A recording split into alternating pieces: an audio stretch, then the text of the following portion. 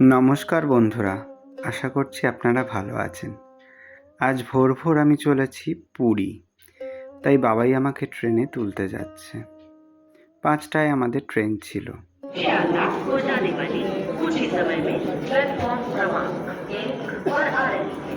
শিয়ালদায় নেমে আমরা শিয়ালদা মেট্রো ধরে পৌঁছে যাই হাওড়া স্টেশনে। হাওড়া থেকে আমাদের ট্রেন ছিল 9টা 10-এ ধৌলি। অনেকক্ষণ আগে চলে এসেছি আমরা স্টেশনে। কিছুক্ষণ ওয়েট করার পর আমাদের ট্রেন দিয়ে দেয়। আমার এই পুরী যাওয়ার সফর সঙ্গী ছিল আমার ছোটবেলার বন্ধু শুভঙ্কর। ও আর আমি দুজন মিলেই পুরী যাচ্ছিলাম।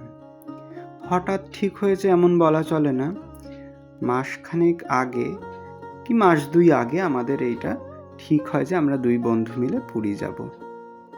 তো সেই অনুযায়ী আমরা টিকিট কেটে নিই পুরী যাওয়ার। দোলযাত্রা পুরীতেই কাটাবো বলে ঠিক করি।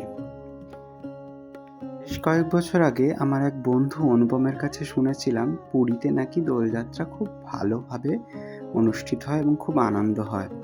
তো সেদিন থেকেই মনে বাসনা ছিল একবার দোলযাত্রায় পুরীতে যাব।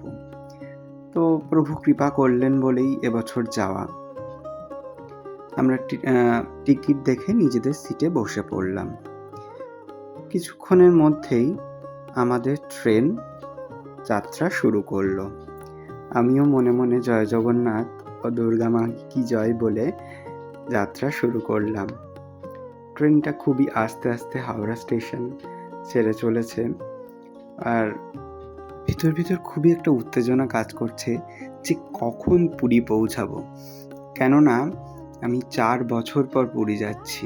সেই 2022 সালে রথযাত্রায় পুরীতে গিয়েছিলাম। এর মধ্যে আর যাব করে যাওয়া হয়নি। আসলে মহাপ্রভু হয়তো ডাকেননি, তাই যাওয়া হয়নি। কিছুক্ষণ বাদেই আমার সেই পরিচিত আন্দুল স্টেশন চলে আসলো, যেখানে প্রতি মাসেই আমার আসা হয়। যাই হোক, তারপর একটু খাওয়া দাওয়া করে আমি ঘুমিয়ে পড়ি। ঘুম থেকে উঠেই দেখি যে দূরে দেখা যাচ্ছে পাহাড়। আমার না পাহাড় বড্ড ভালো লাগে, কেন জানি না।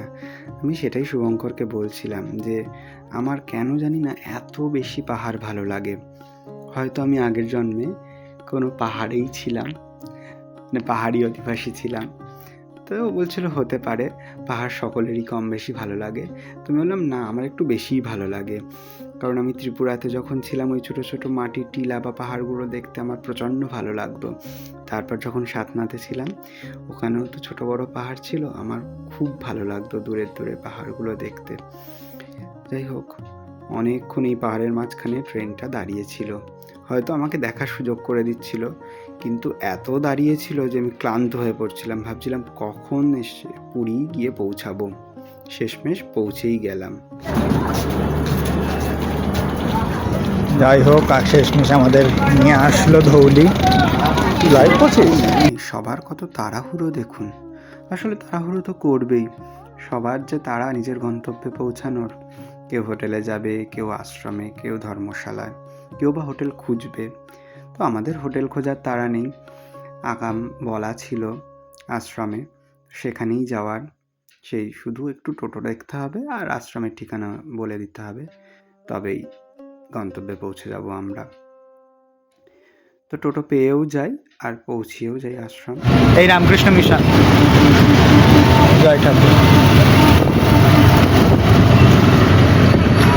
পত্র রেখে আমরা একটা স্কুটি ভাড়া নিয়ে নিই। আসলে স্কুটিটা করেই আমরা একদিন ঘুরবো। স্কুটি করে প্রথমেই আমরা চলে গেলাম সমুদ্রদেবকে দর্শন করতে, তারপর চলে এলাম ভগবান জগন্নাথকে দর্শন করতে। কারণ তীর্থে এসে তীর্থপতিকেই প্রথমে দর্শন করা উচিত। যাই হোক, স্কুটিটা পার্কিংয়ে রেখে আমি আর শুভঙ্কর যাচ্ছিলাম মন্দিরের সিংহদ্বারে। আজকে আর ভেতরে ঢুকবো না, বাইরে থেকেই পতিত পাবনকে দর্শন করব। আমার যে তখন কি আনন্দ হচ্ছে তা আমি ভাষায় প্রকাশ করতে পারবো না। পাশেই কীর্তন হচ্ছিল, যেহেতু দোল সামনেই, তো বেশ ভালোও লাগছিল বাংলা।